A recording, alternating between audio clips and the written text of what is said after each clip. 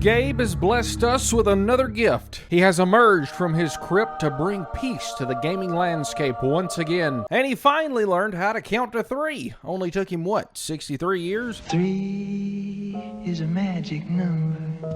If you've been living under a rock lately, let me fill you in. Valve here recently just announced 3 new lineup gadgets. The Steam controller, the Steam frame, and the big kahuna everyone is talking about, the Gabe Cube. Hi, I'm Gabe Newell. Yeah, the controller and headset are pretty cool, but the Steam machine has really rocked everybody's world lately. They just came out of nowhere on a random Wednesday and announced all this. This announcement has had me all giddy lately, so I just had to talk about it. The biggest question that's been on everybody's mind, including yours truly, is who is this really made for? Is it for the big boys? Or is it for your nephew who is on iPad life support? You can't have the iPad. No! If you think this is going to be for those hardcore PC gamers, I think you're going to be wrong on this one, champ. This thing is way too underpowered for my PC Master Race brethren, so you can count the spec boys out. But when it comes to the console gamers, I thought this would be a perfect fit. It's basically the better Xbox Series X4 9000 or whatever they're calling those things now. Gods, what a stupid name. I haven't seen many of those things in stores recently, so I have no idea. Some might even say that Xbox gave up. But you see that sucker over there? 0 to 60 in 4.1 seconds. But after some critical thinking skills, I realized that the Gabe Cube is probably going to cost more than the consoles, which it is. No. And because of that, it's going to have a hard time getting into the casuals' houses, because money talks and bullcrap walks. The Steam machine would at least have to be under $1,000 for people to consider it. And just for the life of me, in this economy, I just don't see it happening, Chief. I have no money.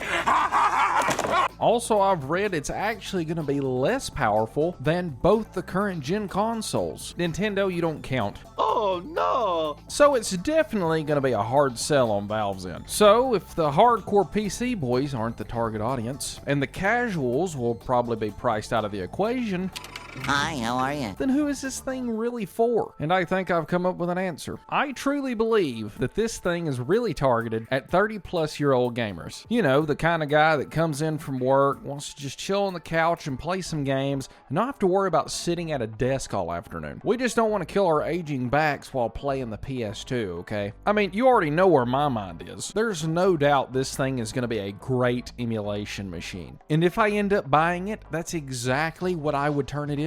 My own personal retro box with some indie games scattered on it as well. Oh my God! What a masterpiece! It's not going to be cutting edge power, and it's not going to be little Jimmy's PS5 replacement. I personally believe that this thing has a very specific audience, whether Valve intentionally did that or not. And that specific audience is my boys rocking the Unk status. I'm waiting, old man.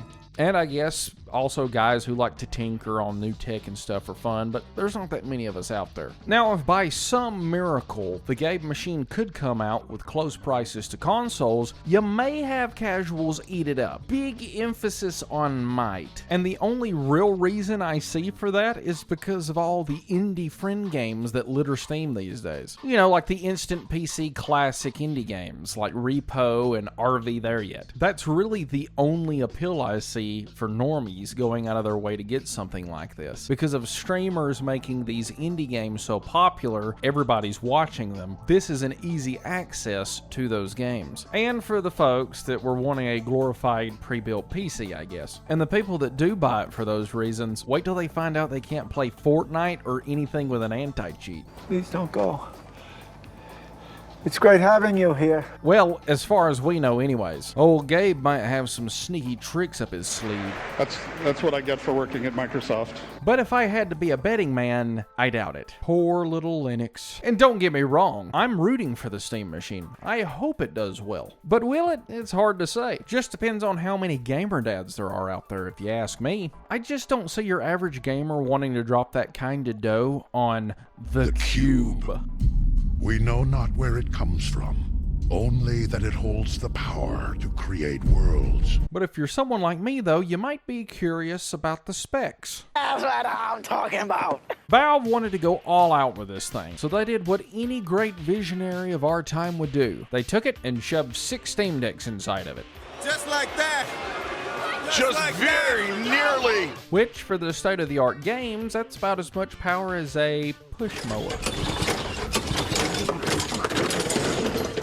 Remember, we are talking about less power than the current gen consoles that are on their way out right now. It's going to have an AMD APU based on Zen 4 architecture, which for people who don't know how to speak Space Alien, that means it's going to be mid. For the GPU, it is going to be based on RDNA 3 architecture with 8 gigabytes of VRAM, which is also not that powerful at all. That is 1080p gaming. Man, you are one pathetic loser. Now, they did say this thing supports 4K, but it's upscaled 4K. Emphasis on the upscaled. Enhance, enhance, enhance, enhance, enhance, enhance, enhance, enhance. For those who don't know, today's games, you really need at least 12 gigabytes to really make a modern game run correctly. And that's if the game's even stable when it's released. When this thing's playing newer games, I wouldn't be shocked if it doesn't sound like the PS4 taking off for orbit. Just don't know how Gabe and the boys got in their mind that this was a good decision to make. That might have flown a few years back, but rolling up in 2026, that's a bit of a bummer. Bummer. Huh? This is a bummer, man. That's a bummer. But if you think the VRAM's a little lackluster, wait till you see the storage for the base model. For the base GabeCube, you get a whopping behemoth that is a total of 512 gigabytes of hard drive storage. That's the same amount of storage I have on my phone, Gabe. Hi, I'm Gabe Newell. This right here really threw me through a loop. Most games made within the last decade will take up at least 1/4 of this hard drive. What were you thinking, Gabe? Yes, for more money, you can buy an upgraded model that has 2 terabytes. But in this day and age, why they decided to put this little teeny tiny thing on the machine makes no sense to me. If you get the base model of this thing, you're gonna have to upgrade the storage if you're gonna want to play more than GameCube games on the GabeCube. My first laptop from 2012 had the same size hard drive in it, and even back then it was still not enough to play the games I wanted to play. And just from the hardware you can see my point. This mini fridge is filling a very tight niche. I can only see a very small amount of gamers buying this because it only fits very specific scenarios. Specifically being in your early to mid 30s and wanting to play old PC games or emulation without having to fool with your gaming PC, which this is pretty much the audience they're going for. Steam Machine runs SteamOS made for a bigger screen, built for gaming in your living room, your office, or wherever you play. But I'm not sure if that's enough to pull enough dough to make this thing successful. Show me the money! And like I said earlier, depending on the price, if this thing is way high up towards the $1,000 and it's not $700 or lower, the demand will probably never come for this thing. Unless they can release something that would make this thing stand out just a little more. Do you hear something?